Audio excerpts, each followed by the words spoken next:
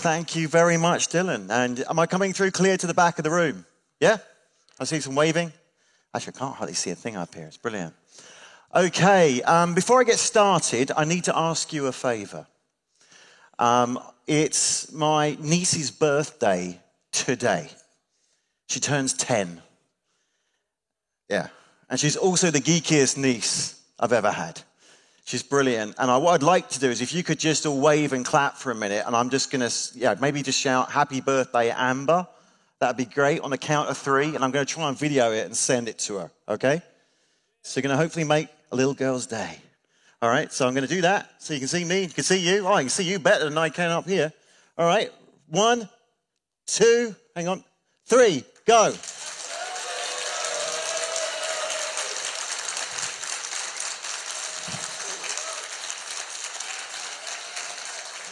Thank you so much. I appreciate that enormously. Okay, so I have about 45 minutes of your life ahead of me, and I want to make the most of it. The first thing to mention, as Dylan alluded to earlier, I'm now back on the conference stage, and for a long time I wasn't here.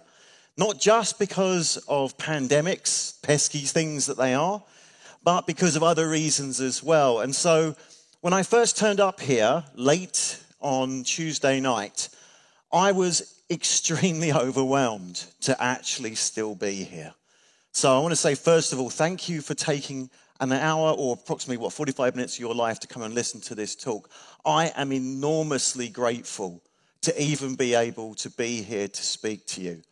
And that's going to lead into the topic I talk about today. Because I now do a job that is very different from the job I used to do. And I do it for very different reasons than I used to do it. I used to be an intensely technology-driven human being, to the point of considering getting implants and things to see how far I could take that. And over the last 5 or 6, 7 years, that's all changed.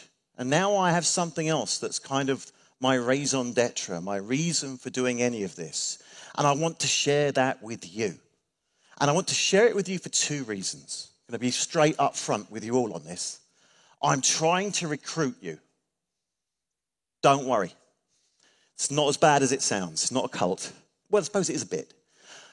I'm trying to recruit you to an idea, to a type of role that you might not usually consider as a techie role. So that's part of it. The other thing I'm trying to do is give you a gift. I was given a gift over the last 5 years, and I want to give you that gift without you having to pay for the gift like I did. Okay, so I'm overwhelmed to be here. I'm very pleased to be here. This is my friend this morning. She's wonderful. She's a coach. She said to me this morning, just go there and do what you do. Stop being an idiot. She's a wonderful coach like that. She beefs me up. This is Karina Clabb. She runs a wellness group, and I know there's lots of emphasis on wellness at the conference, and I think that's fantastic. 10 years ago, when I first came to Build Stuff, I think wellness could have been summarized as how much alcohol can you imbibe. Now, we seem to have grown up. for good and perhaps a little bad. But yeah, now it's all about looking after our mental health and understanding that these things are intense. And Karina gave me a great opportunity this morning to get over my overwhelm to be here with you today.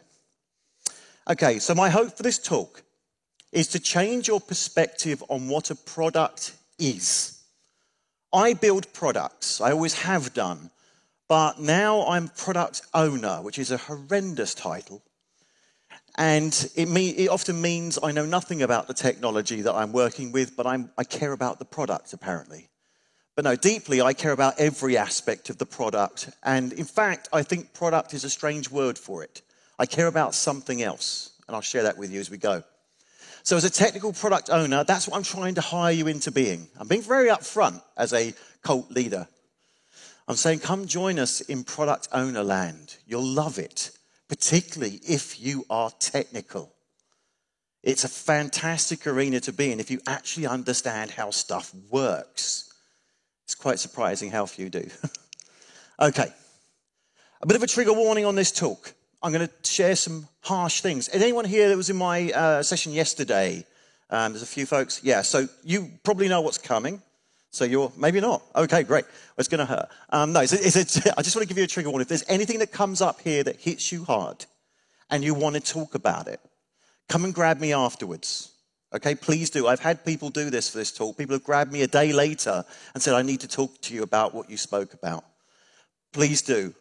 I should warn you in advance. I'm an introvert.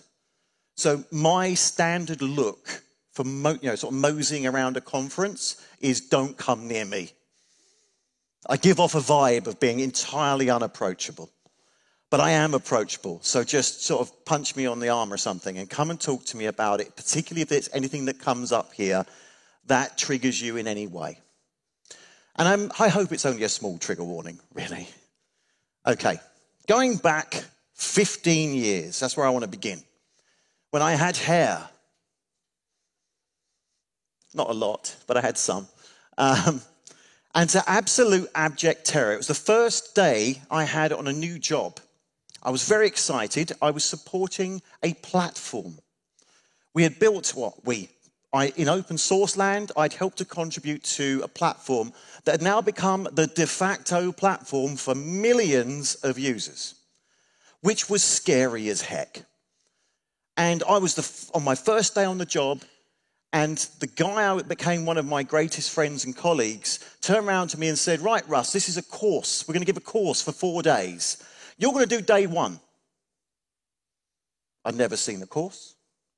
I'd never seen the slides. Didn't know if there were any slides. I'd never seen the labs. I'd never seen any of it. And he said, don't worry, you know the tech. You'll get on fine.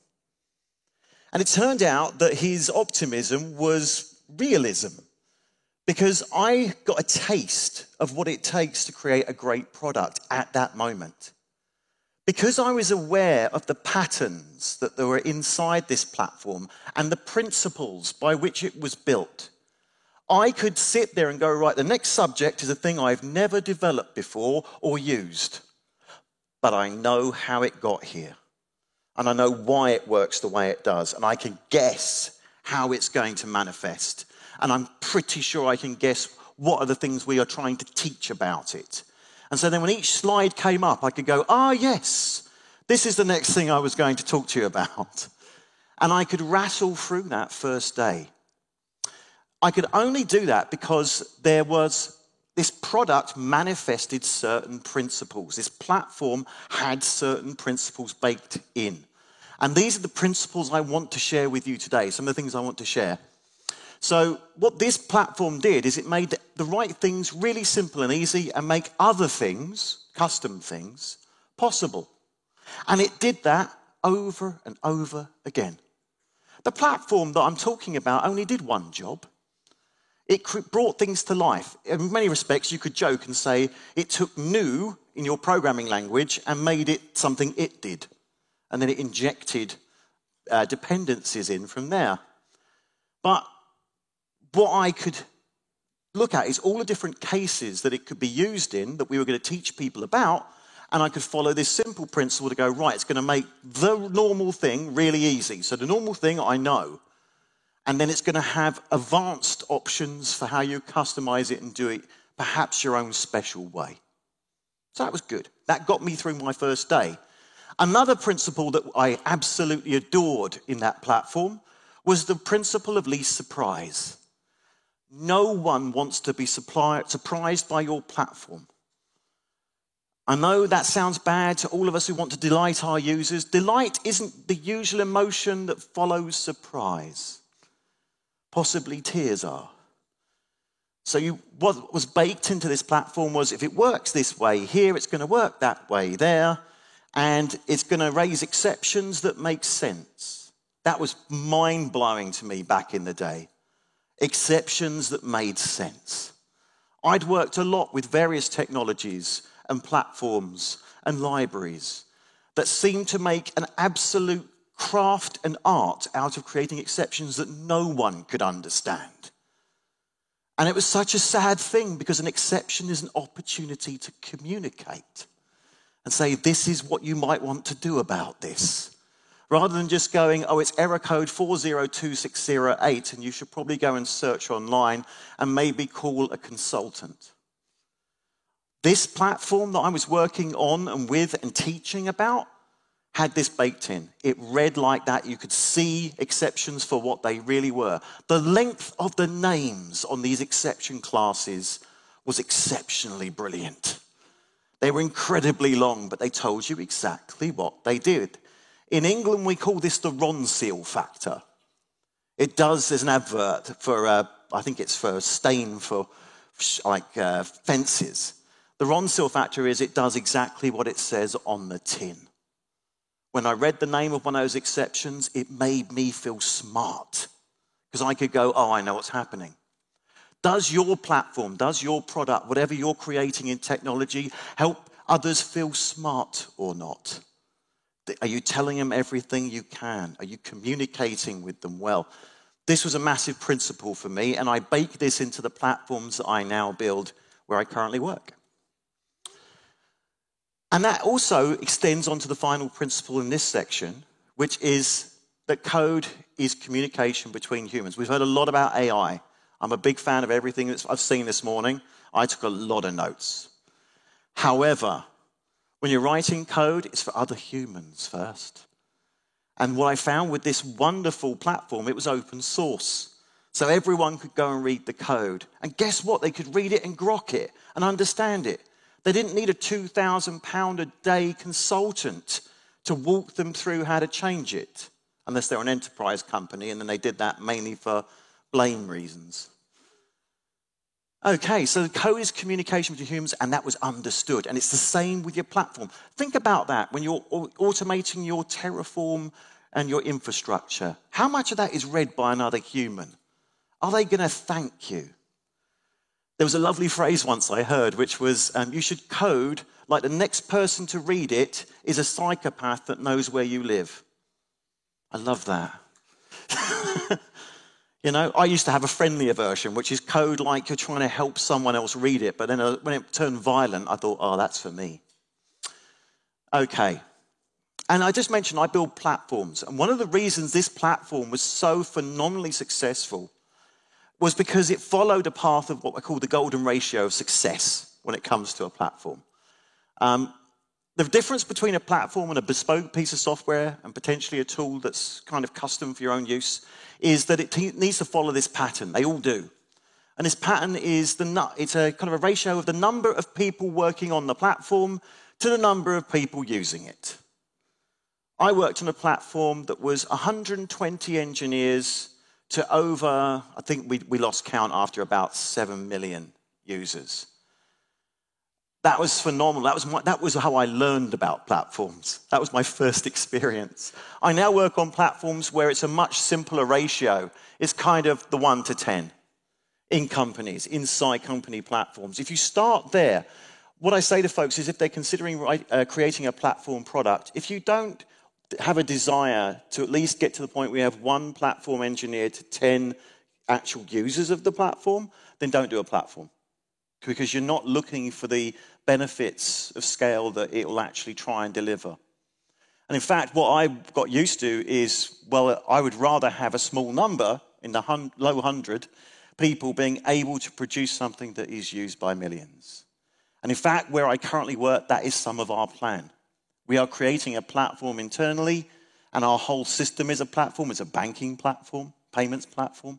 And our plan is to make it scale to millions of users with not as much scale in the company. Okay, so back to 2020, that year we will all remember for terror and trauma of the kind of COVID. Back to pandemics. Whilst everyone else was staying at home, I hope, and getting their flu shots, I hope, I wasn't, because I had a different C on my mind. I had cancer. I was diagnosed in 2021. I'd apparently had it for quite some time. And this is where my terror began, okay? But every single challenge and stress in your life that comes along can be seen as an opportunity to learn something. That terror I had back in the day of having to explain to a room full of users how to use a platform that I'd never seen the content for, I grew. I grew into a person that can stand here in front of you all and semi-enjoy the experience. None of us love it. If you love it, you're kind of masochistic, I think. So this happened, and for one reason or another, I saw it as an opportunity to learn something about myself. And it's a cliche to say that when you get a terminal illness, or potentially terminal, one of the things that comes up is, what are you doing with your life? What are you really getting out of this? And I found when I look back, there were some amazing moments in my life, moments like this. And there were some moments I wish I hadn't bothered with, like debugging at 4 a.m. or going that extra mile for that slightly sadistic boss. So yes, cancer, the great leveler of my life, the great learning opportunity. So I'm going to share my learning opportunity with you because it leads to why I absolutely love building the platforms and products I do now. Okay, so my journey, this story begins in this beautiful building, a great example of architecture ad hoc. Next to it on the left, you have what looks like a multi-story car park. It's actually a hospital. And this is like a boil at the base of it. This is the Sussex Cancer Centre, where I began my journey, my treatment, for 6 weeks of chemoradiotherapy. Has anyone here been to a chemotherapy lounge and would like to share it? You don't have to if you don't want to. Okay, there's a few folks, chemo buddies. I'm glad it's only one or two of us. All right, isn't that great? The numbers don't speak to that, but that's great. Okay, so for those of you that haven't been in a chemo lounge, my experience of it was it's a bit like going to an airline lounge where no one is flying where they want to go. Everyone is thunderously scared to be there. Even if you've been there frequently and multiple times, there's a deep sense of desperation, a deep sense of sadness, and of course, a sense of hope that this is going to work. So I entered into this chemo lounge where I was also getting radiotherapy on a daily basis. My cancer was in my throat. I'd never smoked, but there you go.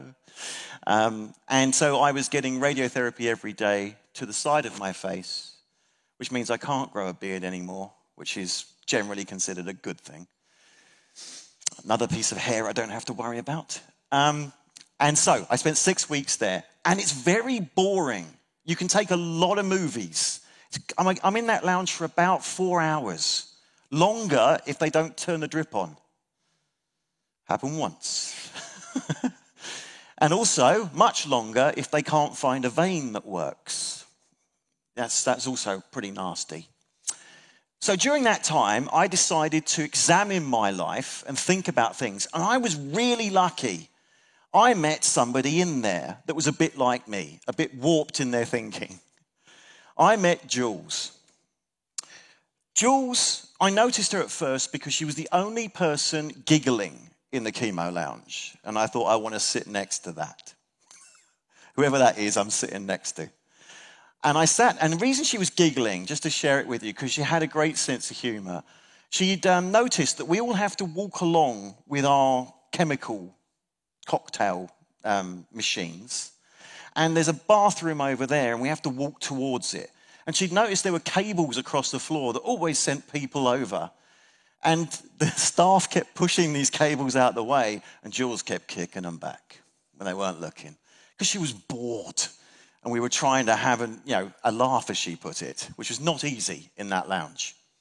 So I hit it off with Jules straight away. Fabulous human being. She told me all about her family, how her husband was looking after her young children. And I talked about my daughter and my family and all the things that were going on there. And interestingly enough, we had a bit of common ground career-wise. She'd been a developer. And she wanted to talk about what I coded. Now, she was a .NET developer. And I was a Java developer. And just to let you know, in those moments, we can overcome some differences. So we had a chance to share some stories. And this was me pretty much the day before I went in. And I was kitted out in what I call my chemo kit. Because they all said your head will get cold and your extremities get cold when that cocktail of wonders goes into your body. And so I went in looking like I was expecting Arctic weather. And most people there knew that wasn't the case. But I was ready. Okay. The other thing I should mention about Jules is that, although this obviously isn't her silhouette, by the way, she did have hair and she was trying to retain it. So her experience of chemotherapy was much harder than mine. She was wearing what they call a cold cap, which is where they reduce the temperature of the skin and the follicles around your head to, I think it's around -2 for hours on end. It's grim stuff. So the very fact that she was giggling is even more superhuman to me when you know what sort of, to call it uncomfortable would be a minor statement. Okay, so week 1, what happened? Right, week 1, what are you here for? This was one of the first questions Jules asked me. And after I said, well, I'm here for my cocktail, she said, no. Isn't it a question you've asked yourself since you've got this diagnosis? Why are you here? Why are you fighting to remain here? What is this all for? And I thought, wow, we're getting profound really quickly. But it feels like a very natural question in that moment. To go, what the heck am I doing here? Why am I fighting for this? What about life makes me want to stay around?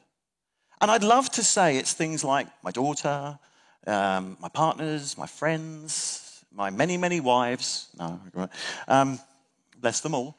I could have been any of those things. But in truth, Jules wasn't taking any of those simple answers. She was going to dig a little deeper. And I realized this. She was a bit like a Socrates character. She just wanted to cross-examine absolutely everything I said, particularly if I said something as a flippant answer. She could detect that a mile off. So I said, I work in product. What sort of product? Is that why you're here? To make products? Is that what gets you excited? Is that the thing that matters, creating something? Do you build things? I know we're at a conference called Build Stuff, which might mean that the reason you're around is because you like building things.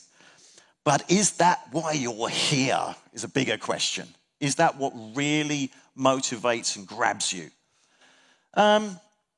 Is it what I do with it that matters? Is it building these products to produce something? Is it the process? Maybe I like the process. Maybe I'm excited by that. Is it the fact I'm a product owner? Do I like the dramatic title? I'm the owner. No, I also think it's a terrible title. At best, product curator, possibly steward, if I was thinking about it a bit more. But to be honest, I just consider myself a product engineer that actually thinks about the product. Is it because I like to manage things? Am I in product management? Are all these things, all these properties of my day job, are they what really I'm here for? No. No, they weren't. And that was a harsh realization. Because we examined more than that. She said, is it the books you write, Russ? Is it, you're an author. I've written about 10 books. Some of them have been read by people. And is that what gets you here? Is that why you're here? I was like, no, not really. None of the things I do are why I'm here. Is it the business impact? Is it you as an entrepreneur? Is it the fact that I've had to spend 16-hour days talking to investors non-stop, raising £3 million of funding in the first tranches of COVID pandemic? No, not really. Sorry, anyone who's an entrepreneur or CEO or CTO, I don't care. Well, no, that's not true. I do care as far as it goes, but it's not why I'm here. So what really matters? What is the thing for me? I took it away. Came back the following week, the next Monday. Monday was always chemo day. You think your Mondays are bad? Driving in a car to Brighton, when they give you, week 2, they gave me a chemo dose, a cocktail, which they create over the weekend. It was double the strength because they judged my weight wrong. And it's an exponential scale. So they literally had to go to the person who makes the cocktail and say, is he going to die if he takes this? And he said, nah, probably be all right. So I got my cocktail. They didn't want to waste the good stuff. I'd have to come back the following day. They pumped me full of the new one. It's the only day where I have been sick 8 times on the way home. Over and over again, I was very ill. So week 2 was a hard week. But I thought, it kicked off quite well because I thought I had an answer for Jules. I said, I'm a product steward. I like creating the products. That is something I find useful, interesting. And she said, okay, but what is it called that you do? It's platform engineering. She said, is that why you're here? Unfortunately, in this industry, we are terrible at naming things. Because platform engineering, like many things in our tech lives, is named as it doesn't make any sense. Is it important that I engineer something? No, not really. That's kind of a given. Is it important that it's a platform? Not really. It's just a product. Helps lots of people or it doesn't. Lives and dies on that, really. What does it change? Oh, by the way, back on naming, right? We should be banned from naming things in this industry. I've said this before, I'll say it again. NoSQL was the point at which we had to give up. Someone should have come along and said, right, you're not having the right of ever naming things again. You've named something by what it isn't some of the time. Okay, so what does it change? You know, if I work on a platform, what does it do in the world that's any different? And I sort of came to this idea that actually there is a principle behind this. Every product we build, everything we do is change. If it isn't, what is it doing? Now, don't get me wrong. If you're creating a new type of dinner plate or a new type of fork, then maybe change is a stretch. But most of the products we work on in this room, the reasons we get out of bed with so much joy, even on a Monday morning, is that we might be creating something that people want and that they might be able to do something different in their lives for. So a product being changed is really cool. And actually, I don't really care about the thing. I do care about the change it has. So that was something to hold on to. That was a principle I could look at. And when I tried to explain what the change was with a platform, I used this metaphor. This is a photo I took of Mount Everest. I didn't climb it. Unlike the keynote this morning, I did not climb it. But I did ride a motorcycle to it, to the base camp north, in fact. And I took this photo on the way, which I think is fantastic. And I think that's what using a platform looks like. Okay? It looks like a mountain. If you haven't had a platform intentionally created, it looks like that mountain. Deadly, dangerous, and probably going to freak you out. And what I do is I take that horrific mess that involves people running around and doing search and rescue on everyone. You may have been familiar with this if you've got autonomous teams and DevOps culture. Everyone doing everything slightly differently. And the support crew, the infrastructure crew, running around going, what have you done now? Where are my things? Why did you change that? So we were doing very expensive search and rescue, and we wanted to change that into something a little bit more like this. So this is where I came up with the metaphor for a product, is that we really like creating ski resorts. So a good platform, particularly an infrastructure platform in a company, should feel like you're safe, you can enjoy your time. There might be a few dangerous moments, but you're not always going to come home with a broken leg. So this is what I was trying to do. I was trying to tame this mountain of chaos and create something that was safer to use, and so that people would be less surprised by it, and people would be able to do the right things easier than ever before and quicker. So this is what I came back to Jules with. This is what I'm here for. I'm helping people work creatively, safely, and I'm helping them thrive. And I had a sort of name for this. I called it the habitat. A platform is a habitat.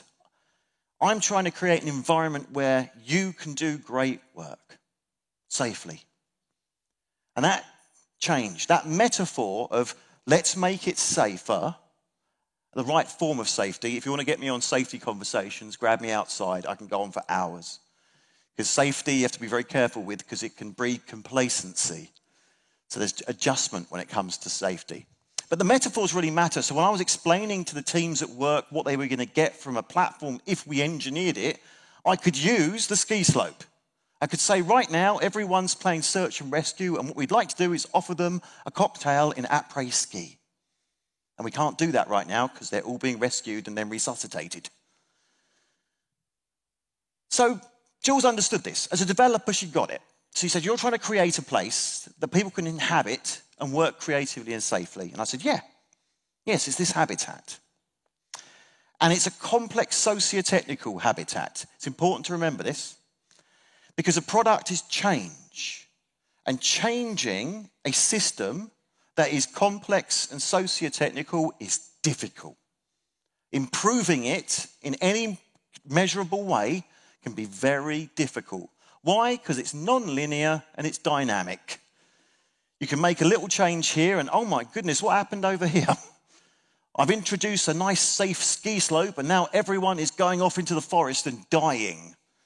That's what it can feel like when you're building a product in a socio-technical complex habitat. So she said, that's nice. It's nice that you understand these theoretical things, Russ. But what makes it a good habitat? What do people like about it? I took it away. Came back on week 3. Week 3 was a much better week for chemo. They got the dose right. They got my weight right, although my weight was dramatically falling. By the way, I do not recommend it as a dieting choice.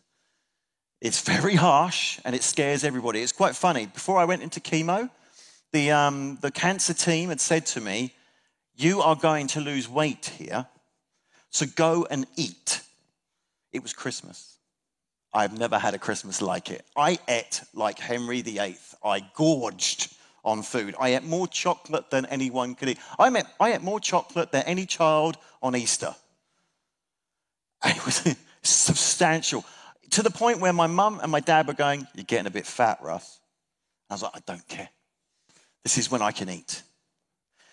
It got worse. Actually, as I lost weight, they said you can eat as many McDonald's as you want on a given day. We don't care. Just get the calories in. Get the calories in.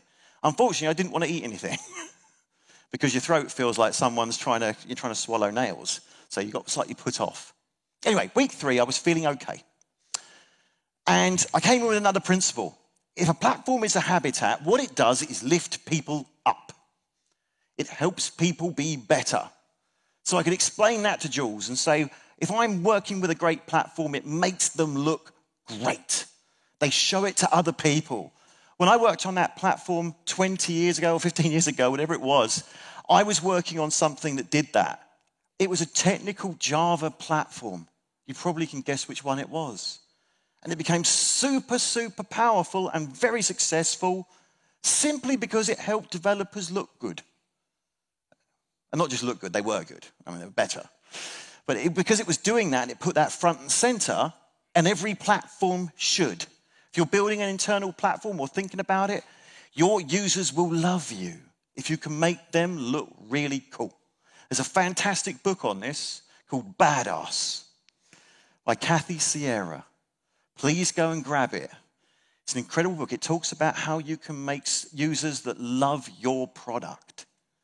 And you do it by making them look cool and looking exciting, like a lot of these AI tools do. Yesterday, my great friend Marco was showing me how he gets AI to help him create photorealistic cinematic scenes. And I'll be honest, I was sitting there going, fabulous. I want to look that cool. So I was like, well, that's exactly what a good product should do. We call it word of mouth marketing. Really, it's making people look cool to the point where they want to show off to someone else. Okay, so we're trying to lift people up. I'm trying to create a platform as a product that lifts people up. Maybe there's something in that is the rationale of why I'm doing this. Lift people up how, though? Okay, I'm helping them be creative. And this is difficult to lift people up when they're doing, because they all have different ideas about how they might want to be creative. But one common theme that every creative person has is they want to feel confident when they're doing it. It's scary enough to create something new. But to create something new that everyone's going to critique and see, and everyone's going to judge you on, requires an enormous leap of faith in most people. So if I could create a platform that gave people confidence that they were doing the right thing right, then I was probably doing something good. So this is another principle. Support your developers knowing they're in the right place, doing the right thing at the right moment. And if they don't know any of those things, you've got a gap. They should be able to navigate your platform and go, I am in the right place to do that thing that I've been asked to do. And if they're confused, fix it. Because you want them to have that confidence. They'll love you for it. And there's a lot of different ways you can build that confidence. The first thing I had to do was establish what is the product. So if I'm working on a platform, if you have this experience of going to a company and they say, we're going to build an internal developer platform, the first challenge you're going to face is, what is it? Where is its boundaries? Who's going to actually understand it? Do they know what it's in scope and what's out? So that's your first table stakes. And I'm obviously absolutely abusing the pyramid of needs here to show these things. You want to give them safety, so you want to make the platform reliable and secure and that they know that they're working in the right place, doing the right thing. You want to give them the freedom to create. This is really hard to do. This is something the platform I worked on way before got right. You want to balance any safeguards, any constraints, any reliability and security measures with the freedom to create as well. It's no good having a ski slope when you enforce that everyone has to go down in a straight line. You want a ski slope that allows them to do some fun stuff on the way down, even if sometimes there's a little risk in that. Freedom of quality. I didn't want to constrain and tell them what good looked like in every single way. I wanted to make it possible for people to create great applications on my platform, but I also wanted to leave the door open for them to figure out just how high a quality it should be. There's a world of difference between a throwaway application that we did just to get a regulatory stamp and an application that's going to live around for the next 5 to 10 years and is going to be a core important business service that the regulator is going to be interested in. And that's where we start to judge, okay, what does it need to be like really? Because quality comes at a cost. And anyone who says quality is not a variable is right within the context of how good the product needs to be. Okay, freedom to contribute as well. So when I build my products, I think like an open source developer. I pretty much always have. I used to work in defense. Wasn't much open source in that. I was working on intelligence systems. No one was keen on, have you put it on GitHub? All these things, they did ask, you were in trouble. So freedom to contribute was massive. On an internal developer platform, nothing gives me greater pleasure than someone giving me a PR, me looking at it going, it's got no tests, go fix it. No, when they give me a PR, I'm pleased. It means they care. So that's great. If I start seeing PRs appearing from my platform, I don't think, oh, what haven't we done? I think someone gives a damn and wants to improve this. Thank you. And finally, freedom of expression. You need to give people the confidence to be creative and you need them to be proud of the creativity they bring. The software development, and I've got a whole other talk I'm working on this, is a bit like writing poetry. Code has a lot of relationships to the different qualities in poetry. So you're trying to help people be proud of what they produce. And if you do that, they'll love your platform. Okay, so balancing freedoms and constraints to empower was huge. How do I tune this empowerment? And I thought, oh, that must be culturally sensitive. What does empowerment look like in your organization? It looks vastly different in my organizations like defense versus organizations like, say, media companies. So I thought I'd go away and think about that. Came back week 4. It was still culturally sensitive even after I thought about it. But what I realized is in the current company I'm in, we prize autonomy with accountability and responsibility. And I think a lot of good companies do. So if we're trying to give people that, that's the framework for how we navigate that pyramid. We're trying to give autonomy and respect, accountability and responsibility.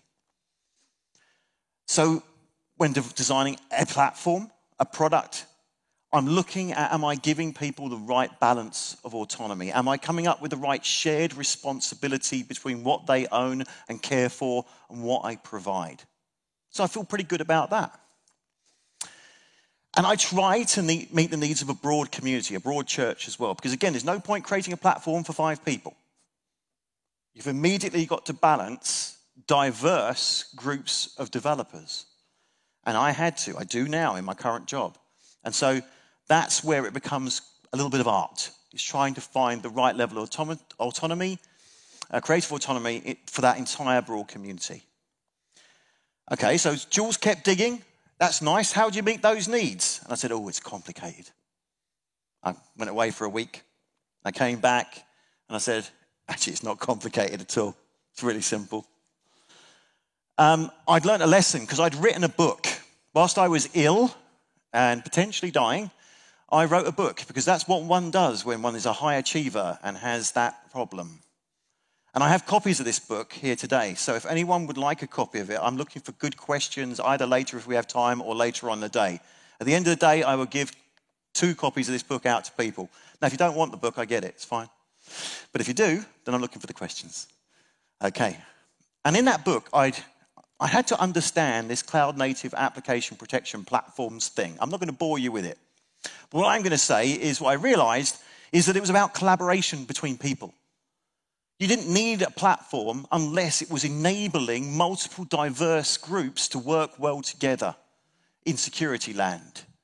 And that's what a CNAPP did. And what it did is it focused on enabling behavior. The structure of a cloud-native application protection platform, boy, is that a lovely phrase, a CNAPP, the structure of one doesn't really matter. What does matter is what behaviors are you enabling. So that meant a product is really a bunch of OODA loops. If you're not familiar with, who's familiar with OODA loops? It's usually get used a lot. Okay, OODA, come up with by John Boyd, a strategy folk. He was talking about how people fly fast jets without getting shot down. Like most things in the world, we rip it out of somewhere else and bring it into software. So OODA loops mean observe, orient, decide, and act. When you're trying to help your developers work with your platform and know they're in the right place at the right time, doing the right thing, you're trying to enable OODA loops that give them those messages, those triggers. You can see what you need to do, and here's the information that you need to look at, and here's the decisions you can make, and here's how you can take action. So many tools and platforms I've worked with forget about the last 2. They're all about, here's some information, here's some more. Amount of dashboards I've seen that just say, oh, look, stuff, great graphs. Give me the decision and the action, please. Tell me what I should be looking at and give me some choices. It's like back to those exceptions. You remember those from earlier on? The exceptions that say, something happened, but go and look it up in a manual you haven't got. That's observe. It doesn't orient you towards the right thing. It doesn't help you make a decision. It doesn't help you make an action. If you make a product that incorporates OODA loops, that thinks about the whole cycle for your users, they will love you for it. So what behaviors are we trying to enable? Okay, this is where it's really dangerous in platform land, to think that you know what you're doing. So does anyone know who said this, or who wrote it? No one knows. Descartes, thank you. But no. But you are right, sort of. So it was Descartes, but it wasn't, because what he actually said was dubito, ergo, cogito, ergo sum. I doubt. Therefore I think, therefore I am. And this is a great slogan for platform engineers around the world. You don't know what's good. Your users do. It's very tempting if you are an engineer yourself to think you're building a platform for you. And unless you realize you should doubt that, you're going to come to a sticky end. So you are not the expert. I talked about this yesterday in a course I was doing, the workshop we did yesterday. You are not the expert. I want you to adopt that attitude when you build your platforms. You have to go and talk to people and follow their needs. Follow their cognitive load. Listen to them when they say something hurts. Have coffee with them. It's all awfully social. But it's a great way of building a platform that people will love. And empower them. Don't dumb it down. Don't come up with lots of safety things that mean that they're desperately frustrated about the platform they're using.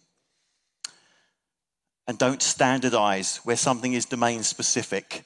I've done this myself. I created a platform for chaos engineering. It failed spectacularly because it restricted areas that needed to be custom. It tried to do too much. I've got a whole nother talk about that. Okay, so you follow the chaos. You look on the slopes, you see where people are struggling, and you give them safer means. And there are no stupid users. If they're doing something stupid, give them better options to avoid the stupidity. And the last thing I want to add before I just finish off here, don't feed the pigeons, the reason for the title. This came up early on in my product development life when I suddenly realized I had all this information about what the users wanted. And then someone turned around and said, you do realize you don't want them to do all of that. There are things in there you just don't want to encourage. So deciding what is and isn't in your platform is where your creativity comes in as a product owner. Okay, so when you map the road ahead, everything is experiment driven because you don't know what you're dealing with. It's a complex socio-technical environment and you don't know what the right thing is. So you have to explore it with experiments. And when it comes to measurement, my final week, sorry, I will be off the stage in just a moment. I just want to close it out. It's complex and socio-technical. Just remember that because that means measurements only go so far. You can measure a wonderful effect over here, but over here people are dying. And there is a great framework for this. DX have a tool on this. And I've even heard a CEO saying, we brought in this wonderful platform. It's the most valuable thing we've ever done. Mind you, they were building Bitcoin things. So maybe it was the most valuable thing they've ever done. The danger of these metrics and these measurements is they're dehumanizing. And there's a hint in the fact that it's a complex socio-technical system about how you can judge whether your platform is good or not. Because it turns out that stories are the way to judge better or not in a complex or even a complicated environment. If you abstract away too much, if you look just at the metrics, you lose the compassion with your users will no longer feel loved, and your platform won't be loved. So this was a big epiphany. Platform that I was working on is internal. I could actually go and see what they were doing with it because I was working internally. Very difficult to do with millions of users, go and see what they're all doing. But I'm working with a few hundred, so I can go and see. So I could build empathy, compassion, and connection with multiple developers, and it's a fabulous existence. Okay, so what am I here for? I'm going to leave you with this today. After 6 weeks of discussing this with Jules, she went her way, I went my way. There are 2 doors out of the Cancer Club. One door I went through. That's why I'm here today. I'm cancer-free. And I'm very proud to be so. I lost a lot of weight. I had great cheekbones. They've gone now. The other door out of the Cancer Club is more difficult. And unfortunately for Jules, she decided to stop her treatments. And a few weeks later, she passed away. However, I spoke to her before she was too weak. And she still asked that same darn question because she was one hell of a developer and one hell of a person. She said, what are you here for now? Do you have an answer for me, Russ? And I said, yeah, I know now. I'm here for other people. Everything I do, everything I build, everything I write, they're just means. Every artifact we build, every piece of code you write, it's just artifacts. What matters is what you're doing for other people, for me anyway. And I really hope that you see that I can do that as a product owner. I can be there for other people. In fact, it's the definition of my job. I build a platform to help people thrive and be creative. So I'm here for them. So everything we do ties back to that. And I can get behind that in this next period of life, however long it is. I can begin to look at that and go, that's what I'm here to do. It's for their stories that I care. And I feel like if I get the stories right, I'm saving their lives as well. I call it, because I can't name things, because I'm a developer, I call it experimental and person-centered product stewardship. And I'm beginning to write it up, and eventually I'll be sharing snippets of it, I'm sure, on my blog. And it goes hand in hand with April Wenzel's work around compassionate coding. And I've got a wonderful picture of April there, but down here I have a picture of my dog and her best friend. You couldn't get them posed like that if you tried. They had to just do it. Compassionate technical product stewardship is perhaps a better name. I didn't come up with that one, so it's probably better. And this last quote here is something that is, whilst I was ill, I was training to become a Samaritan and be on crisis lines with people that are possibly taking their lives. And this is on the wall of the duty centre when I go and take calls. And it's just a reminder. It's actually a misquote, just like Descartes. It's a misquote. Maya Angelou never said this. But it's a good one, in that people will forget what you said, what you did, in our case, what we built, but they will never forget how you made them feel. I hope this encourages you to be a product owner. And with that, I'll say thank you so much for your time.